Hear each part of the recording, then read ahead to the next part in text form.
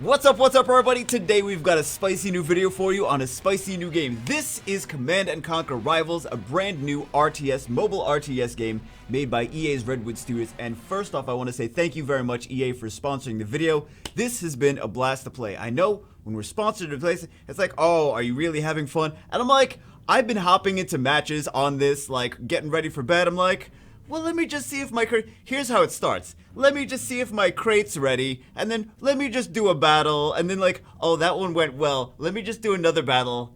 That one went well. Oh, and then I lose the next one, and I'm like, oh, no. I gotta make up for the loss, and then like 6 battles later, I'm like, yo, I was supposed to be going to bed. But it's been one of those adventures. So this just came out. Just had a global release. We also have a special, click on link in description if you want to download the game and get a special early bird bundle now through December 10th. You get some nice goodies in there as well. So let's take a look at some awesome, sweet, juicy gameplay.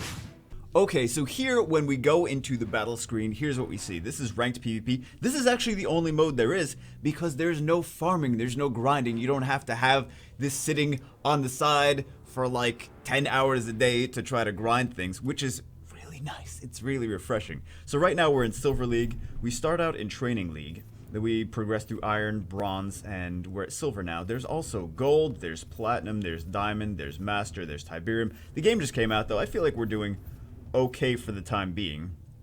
So here's where we are. Also on the bottom you can see our deck. This is our deck. This is the stuff that we have.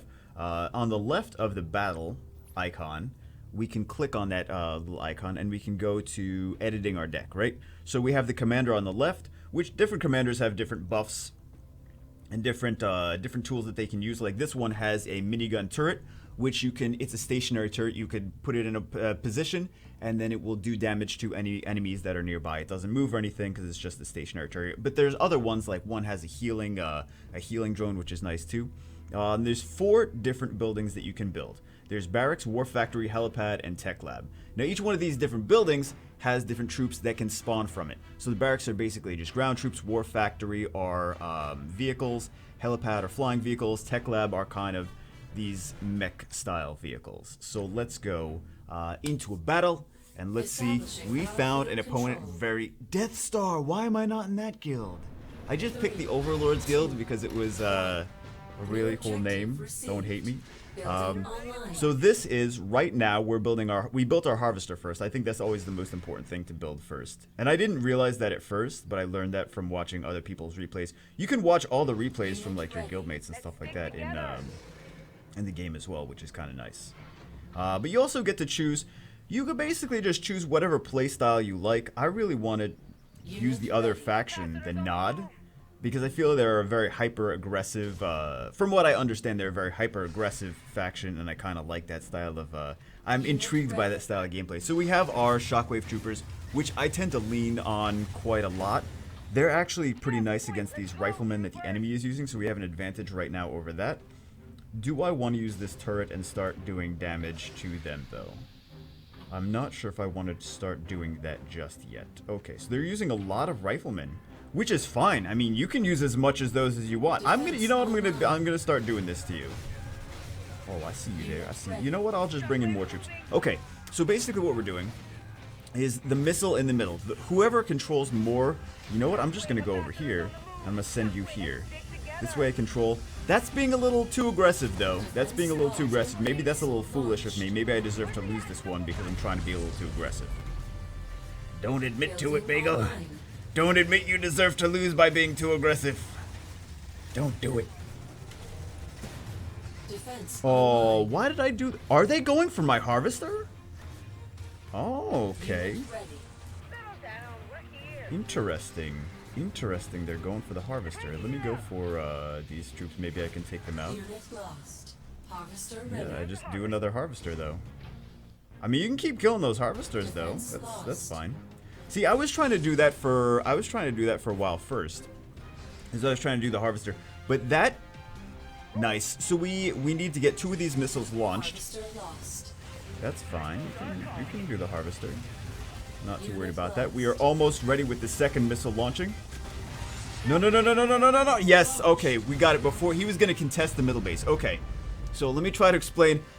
try to explain what was going on there. The more bases that you have, the more the attack gauge fills up in your favor. Now the attack gauge is going to fill up either way. So one of the sneaky tricks you can do is you can wait for the enemy to start taking a lot of bases with weak units, and you can come in and swarm at the end with stronger units, overtake those. The attack gauge is almost filled up. The missile will turn in, instead of being turned towards you, it'll turn towards the enemy, and it will launch in their direction. So that's one of the things. It's happened to me. I hate to admit it, but it's happened to me a few times before, where I'll be winning and winning and winning, and the last second they'll like push in and sweep and nuke my guys down, and then they'll take the majority of the bases, and then the missile will be like, the gauge will be almost full, and they will turn the missile towards me and launch it towards me.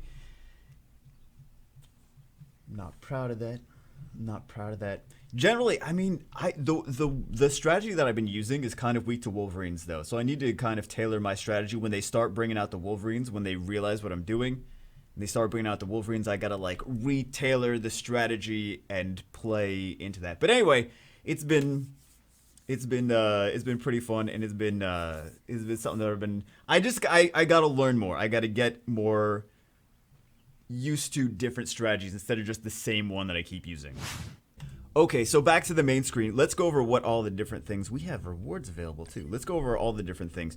So here we can use, I'm just clicking on the top things, the top icons, right? So here we can go to upgrade our troops. We didn't even unlock the Nod yet, which I really feel like those are gonna be the ones that I really want to play. I'm excited to unlock the Nod, 2 more levels, and I should be good to go. But we have the ground troops here. We have the stuff from the barracks. I have not gotten a chance to try these, the sniper and the jump jet troopers yet. Then we have some of these different vehicles that we have. We got war dogs. We got MLRS here. This you see fairly well, at low ranks you see fairly common, because it's an easy unit to obtain. And then we have all these different units, all these different flying units, the Hammerhead. And then we have these ones. I feel like a lot of people like to use these ones, especially like this Wolverine. It's fairly common because it's so easy to get these Wolverines. And then we have the different commanders, which have different, like I said, this one has the minigun turret. So I've upgraded these a little bit in what I've played so far. So this one has a repair drone, which is going to heal your units. This one has this giant nuke, does massive damage. And then this one increases the attack speed and movement speed as well. So there's different units that you have there. And it's kind of like gauging what your opponent is using and how they've built their deck and trying to counter it with what you have at your disposal. Sometimes you have to kind of tailor things to, you have to kind of change your strategy and kind of have a little bit of flexibility in your deck to go with that, though. Unless you just want to go YOLO and just like... But I feel like the YOLO one might be some of these Nod units as well. So I'm really excited to try these out. And I think some of these have like really cool art styles.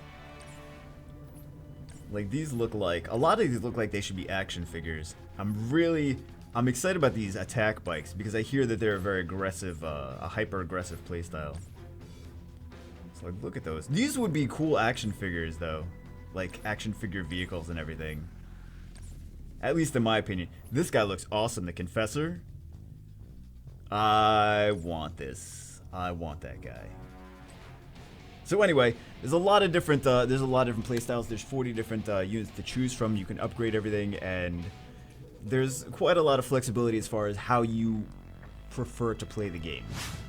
So here we have bounties, and basically what the bounties are daily quests. You complete 5 bounties, you get a crate. Couple nice things about this. One, you can re-roll them, which I should have done yesterday when I was fighting. There was a bounty yesterday where it was kill a harvester, right? Or maybe it was killed a couple harvesters. But I was focused too much on that, and I lost some matches because of that. Because I was trying to do those for the quest. I should have just re-rolled it. I could have just re-rolled it. But maybe in the future I'll just re-roll those quests if I don't want to do them and do different quests. But you just have to do 5 quests and then you get a crate. Crates give you all kinds of cool stuff for free. And then also this carries on from one day to the next. So if you're 4 out of 5 of your way to one crate, it doesn't reset after the end of the day. It just carries on to the next one, which is nice. Here we have the Alliance. So this is basically our Alliance, our guild. It's just the people in our guild, so we can donate, like, oh, Bender's requesting. were so nice. We donated some pieces to Bender, which is nice here. We also have these are different replays over here, where it says Andy shared a battle replay. These are different battle replays from battles that they fought, and you can learn some different strategies from watching these, actually. And then you can also see where it says open prairie, cracked ice, fertile basin. Over here on the right-hand side of them, on the right-hand side of the replays, those are all the different maps. So there's a bunch of different maps in the game as well. So not all the maps have the same amount of bases. Some of them have 2 bases. Some of them, the bases are in different spots. Some of them, they have different scenery here and there, which could impact the gameplay. So there's a few different maps in there that that you'll have to get used to, maybe changing the strategy up into different things. So I thought, the reason that I joined the Overlords, I thought they had a cool name, but epic strategies. This 5th tab is just the network. It's just seeing like, oh, this is what all your different friends and guildmates are up to, and you can be like, oh, I like all of these things. Congratulations on your flame troopers. You know what I mean? Here we have our promo offers, our daily cards. Daily cards. I picked up one of these. These are just like, you can pick up different things from the shop, and then you get to upgrade your different cards. So we'll also go to this. We'll see, this is the leaderboards. So you can see the players, you can see who's playing for GDI, who's playing for Nod. You could take a look at what their different decks have in them, and all the stats here. You can check out all the different things here. We can even see, hold on, we can see match history. We can see, for example, let's watch this one. Establishing battlefield control. This is a high level gameplay. Okay. I'm interested to see what kind of shenanigans is happening here. Oh, the Nod base looks so cool. We could actually go into 4-speed. Looks kind of funny in 4-speed.